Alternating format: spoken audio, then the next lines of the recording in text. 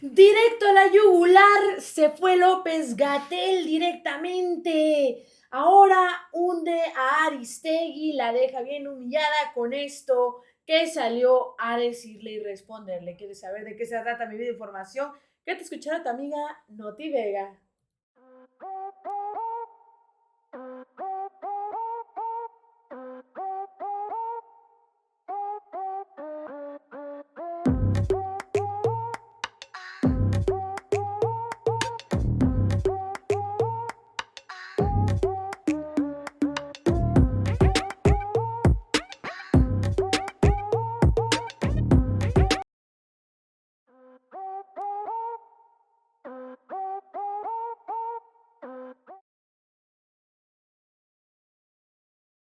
Noti Vega, de igual manera les invito que si les gusta mi información del día de hoy, vayan a darle manita arriba a mi video, se suscriban aquí en su canal favorito de Noti Vega. Y bueno, pues dejen sus videos y comentarios, les invito a que le den me gusta a este video. Bueno, perdónenme, no había yo apretado el botón de encender el micrófono y por eso hablé como loca al principio, pero bueno, aquí estamos. Y bueno, mi gente bella bonita, de esta manera López-Gatell últimamente lo han estado atacando porque como bien se sabe, ahora está bien metido y ahora quiere, creo, ser jefe de gobierno, si no me equivoco.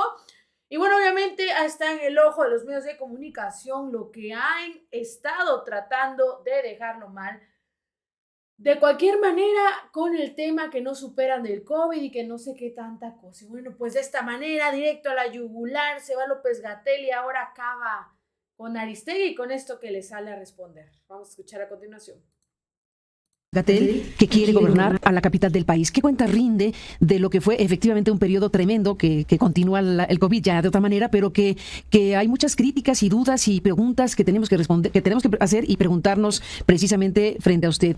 ¿Qué balance crítico se puede hacer hoy por hoy del gobierno de la República de lo sucedido en ese periodo donde usted fue subsecretario y la figura principal respecto al manejo de la pandemia? Con mucho gusto. Una ventaja que tengo es que prácticamente ya perdí mi vida privada. Todo ha sido expuesto de mi persona, hasta mis antecedentes académicos, familiares o mi vida propia.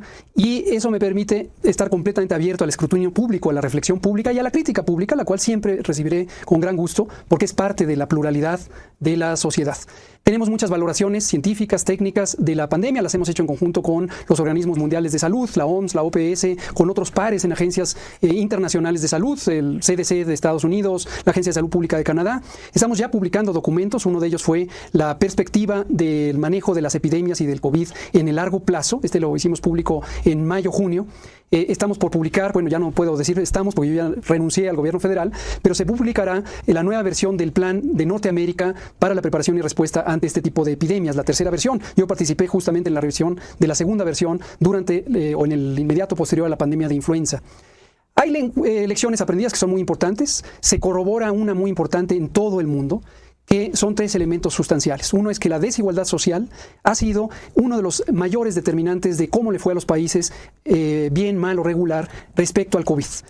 Donde hay desigualdad social no hay las condiciones sociales, materiales, para que pueda haber un confinamiento efectivo sin afectar, por un lado, la economía y también las economías domésticas y, por lo tanto, el bienestar o la integridad de las familias. El segundo, muy importante, es que el estado de salud previo de las naciones determinó cómo nos fue con el COVID. Y México, sabemos, teníamos una pandemia, y la seguimos teniendo, de enfermedades crónicas, diabetes, obesidad, sobrepeso, hipertensión, que fueron justamente el motor principal de cómo le iba a cada quien con el COVID. Por supuesto, hay personas sin estas enfermedades que también pudieron tener variantes de la enfermedad en forma intensa. Y uno tercero, muy importantísimo, nunca se nos debe olvidar, es que los sistemas de salud deben ser universales, gratuitos, públicos principalmente, para ser efectivos. Las privatizaciones y desmantelamiento de los sistemas públicos de salud se dieron en todo el mundo, incluyendo en Europa, pero en México fue rapaz. Nos dejaron con una limitadísima capacidad de respuesta, no solo a lo de todos los días, sino también con mayor razón ante una crisis mundial de la magnitud de COVID, que fue la más grande crisis de salud en 100 años.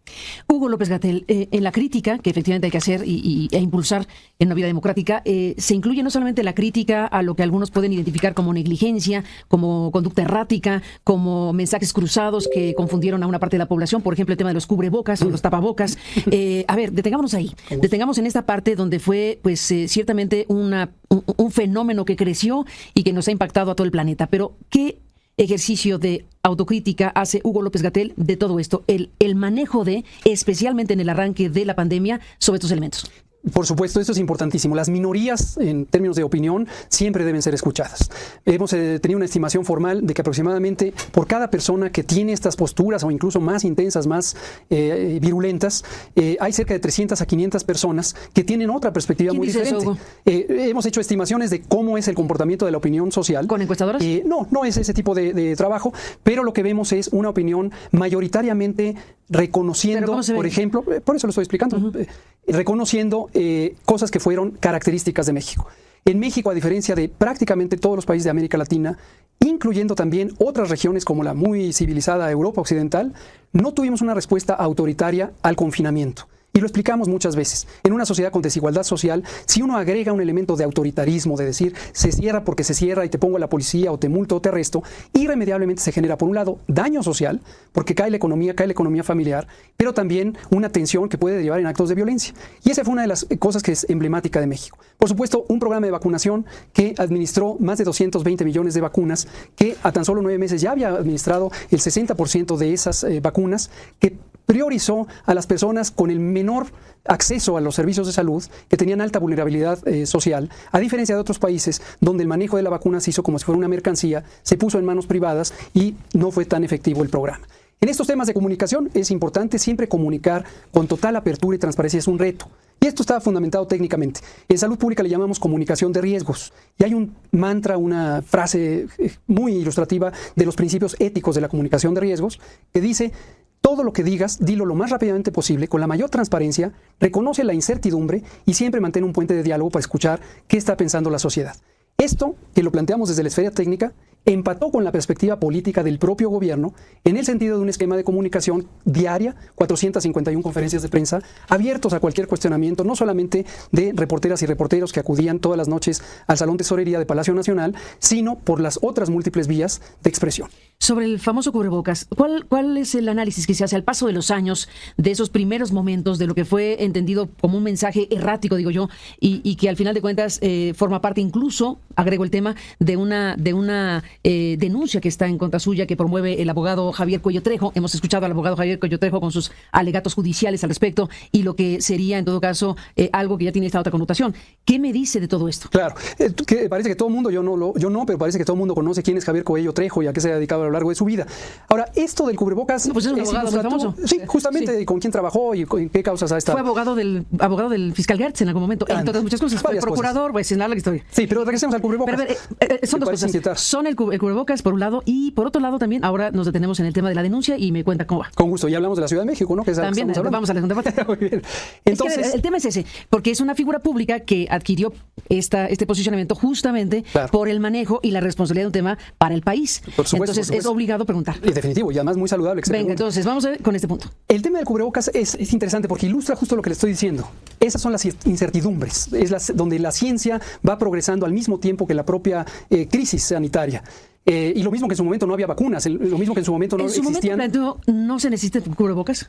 A eso voy. Lo mismo que otras cosas terapéuticos es muy escaso los que existen hoy día y su efectividad es limitada. No había pruebas diagnósticas y la gente, sobre todo comercializadores de productos de laboratorio, empujaban a que se hicieran pruebas masivas en un momento en donde tecnológicamente no existían. Donde tecnológicamente no existían. No, la OMS lo hizo cuando ya existían las pruebas de antígeno. Ya. Ahora, el cubrebocas es un elemento que en la percepción pública terminó convirtiéndose en un asunto de sensación de protección.